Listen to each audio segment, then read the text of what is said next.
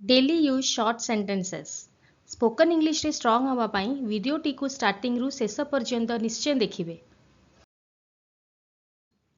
आमको एनकरेज करिबा पाई वीडियोटी को लाइक शेयर करंतु एवं चैनल को सब्सक्राइब करी निज कमेंट्स मध्ये शेयर करंतु। मोर गोटे इच्छा अछि आ कहबा इंग्लिश रे I have a wish. I have a wish. Next देखिबा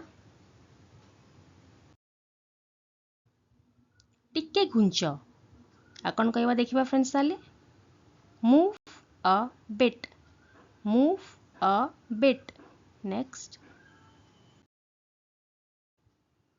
आपण मते पचारंतु आ कहबा you ask me. You ask me. Next lift व्यवहार कर कहबा इंग्लिश रे use the lift. Use the lift. Next सेटा करनी don't do that. Don't do that. Next देखिबा कौन अच्छी फ्रेंड्स ताले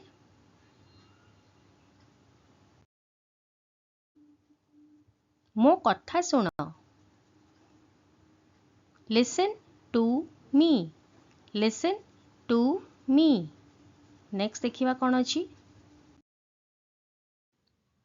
गोटे छोट रिक्वेस्ट फ्रेंड्स इंग्राजी रे कथा हवा प्रतिदिन अभ्यास करंतु। एहा स्पोकन इंग्लिश पाई अत्यंत आवश्यक।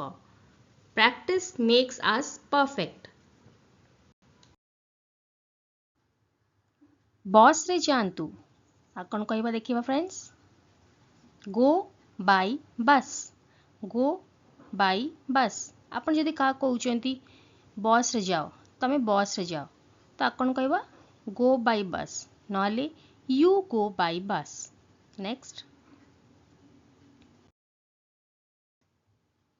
मु शीघ्र सोइली आ कहबा आई स्लेप्ट अर्ली।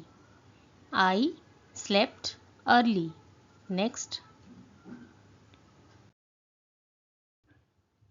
फलाफल बाहरी आ कहबा results are out. Results are out. Next मते तकिया दियो इंग्लिश रे कौन कह देखिबा फ्रेंड्स ताले आको give me a pillow. Give me a pillow. तकिया को पिलो कहंती। नेक्स्ट से सब व्यवहार कर use them all. Use them all. मते कुह काहींकी आ कहबा tell me why. Tell me why. Next spoken English improve करिबा पाई दिन रे 30 मिनिट इंग्लिश न्यूज़पेपर जोर शब्द करी पढ़िबा अभ्यास करंतु। मोहम्बती जलांतु इंग्लिश रे कहबा light up the candle. Light up the candle. Next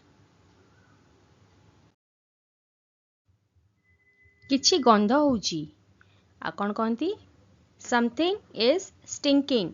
something is stinking. मु जीवा को चाहे नहीं आ कहबा I don't want to go. I don't want to go. Next देखिबा कौन अछि खाद्य बहुत गरम अछि आ कहबा फूड इज वेरी हॉट।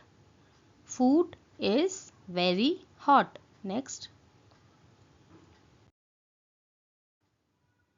धुआं आसुची आ कहबा स्मोक इज कमिंग।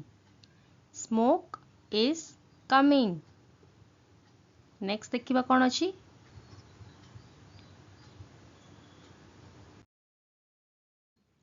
आमको एनकरेज करिबा पाई वीडियोटी को लाइक शेयर करंतु एवं चैनल को सब्सक्राइब करी निज कमेंट्स मध्य शेयर करंतु।